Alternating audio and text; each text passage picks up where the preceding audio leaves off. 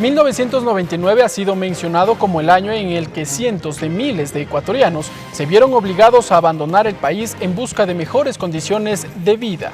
Fuimos testigos en esa época de un Ecuador con una grave situación económica matizada por el quiebre del sistema financiero. 16 años después, igualmente son miles de compatriotas que han comenzado a retornar, esto por el deterioro de las condiciones en las naciones que los acogieron y por el contrario, la estabilidad que hoy encuentran en el Ecuador. Y en ese marco, el proyecto de movilidad humana plantea mecanismos de apoyo a los migrantes retornados. Lo abordamos en nuestra primera entrevista de hoy. Marco Guerrero, técnico agrícola, migrante ecuatoriano retornado de Italia, presidente de la Plataforma de Movilidad Humana del Ecuador, ex asesor técnico económico de la Unidad de Gestión de Movilidad Humana del Gobierno de la provincia de Pichincha.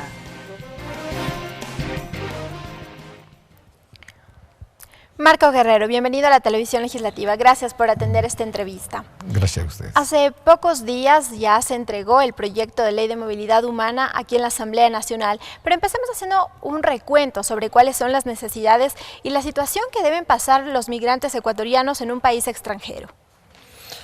Bueno, yo migré en el año 2001, era un profesor aquí en Ecuador y cuando llegué a Italia, a Génova, me tocó hacer un trabajo de aprendizaje y aprendí el área de construcción.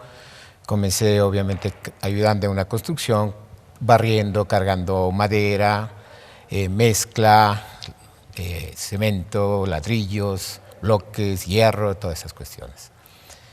Este proceso de un nuevo aprendizaje, de una nueva experticia, teníamos obligados que aprender, aparte obviamente del idioma, para poder reinserirnos económicamente en un país con otra cultura, con otras costumbres, que para nosotros, que por primera vez salíamos del país, eran totalmente extrañas. Ahora bien, don Marco, cuéntenos un poco, una vez que empezó este periodo de migración junto con otros compatriotas, ¿qué era lo que ustedes sentían en ese momento? ¿Cuál era la necesidad primordial que tenían en ese instante? Claro, obviamente Ecuador vivía una crisis, la crisis financiera. Claro, fue pues el motivo por los cuales nosotros emigramos y yo específicamente emigré para no regresar a mi país. ¿Esa era la idea? Yo partí con esa idea y yo, no solo yo, fuimos como 18 amigos que nos fuimos porque verdaderamente Ecuador no brindaba oportunidades. Recuerdo que como profesor tenía que trabajar 4 meses para ahorrar para un par de zapatos. Y apenas se ganaba el sueldo, se pagaba en la tienda en la cual estaba debiendo de todo el mes anterior de la comida y nuevamente comenzaba a fiar. Entonces, con todas estas falta de oportunidades y todos los comentarios que teníamos de amigos y familiares en el exterior, habían muchas oportunidades mejores que en nuestro Ecuador. Entonces dijimos, ¿para qué vamos a estar en este país que prácticamente nos estábamos muriendo de hambre? Entonces, cuando regresamos de allá, nos fuimos con esa decisión, digamos, ¿no? Ecuador no era en ese entonces el Ecuador que encontramos cuando retornamos, pero allá nos tocó, primeramente, ignorábamos muchas cosas y teníamos un poco la incertidumbre de un proceso organizativo. Entonces, cada quien pues, se defendía como a bien podía. Muchos de los compañeros o compañeras migrantes se ubicaban muy bien porque una de nuestras características, no solo ecuatorianas, sino de los latinos, es que nosotros somos muy sociables y trabajadores. Esto descubrieron inclusive los italianos. En Génova los genoveses son muy desconfiados.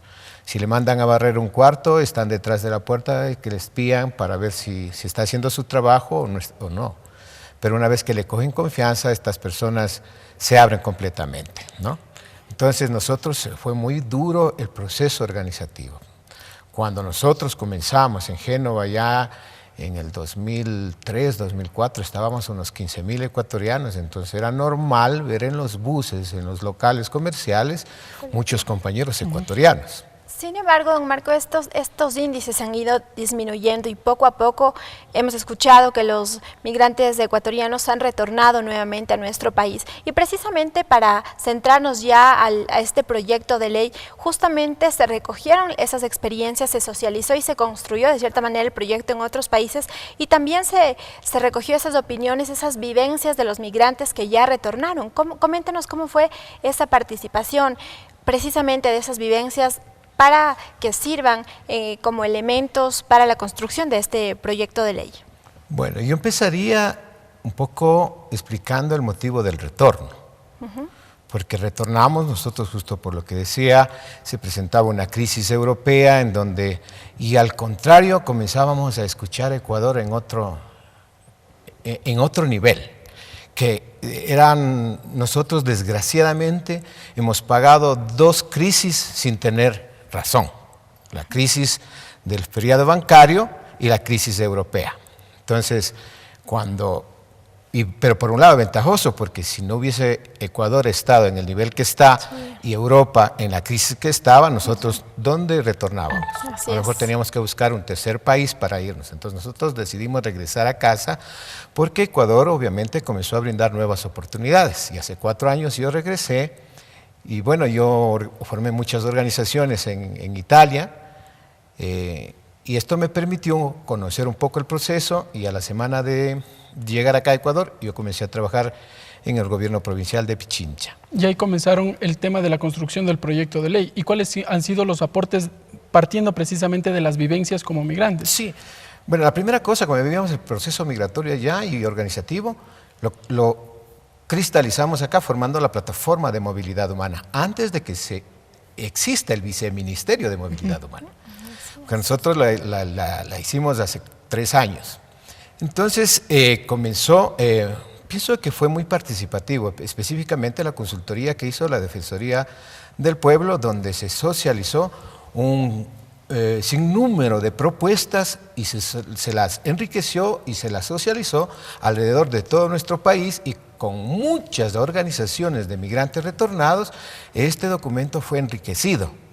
Para nosotros ha sido muy, pero muy agradable, claro que es resultado de un esfuerzo conjunto de autoridades y las organizaciones sociales, el producto que fue promovido el día de ayer que fue entregado. Y nosotros las organizaciones estamos muy contentos. Esperamos, sí, que esta ley obviamente trate de una manera especial el problema por el cual estamos cruzando los retornados. ¿Cuál es ese problema puntual? Primeramente, la edad.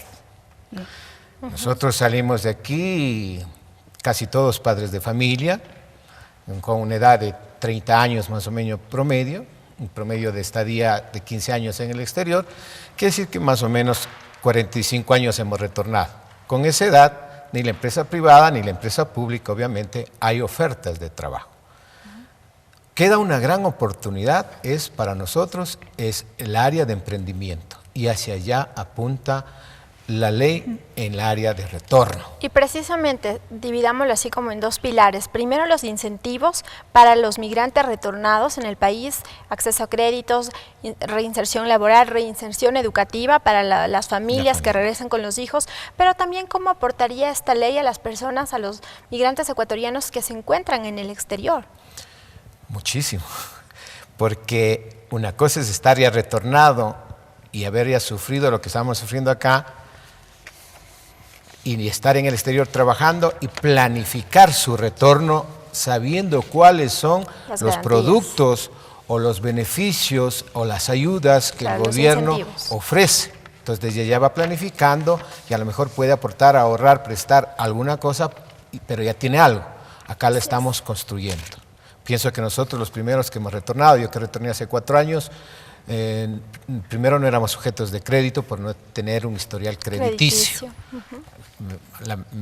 Digamos que ventajosamente eso ya se volvió, pero igual nos hace falta muchísimo instituciones y ahí ojalá esta ley contemple con el Viceministerio de Movilidad Humana y con todos los ministerios unidades técnicas que ayuden a las organizaciones sociales a cristalizar sus ideas en proyectos productivos, porque las organizaciones sociales no tienen el dinero como para pagar y decir nosotros queremos poner una fábrica de alguna cosa y hacer el proyecto. Esos proyectos cuestan, entonces las organizaciones sociales no están en capacidad de hacer ese gasto. Entonces, si hubiera una unidad técnica gubernamental que diga, a ver, organizaciones, ¿cuáles son sus ideas de proyecto? ¿Qué quieren hacer? ¿En qué quieren trabajar?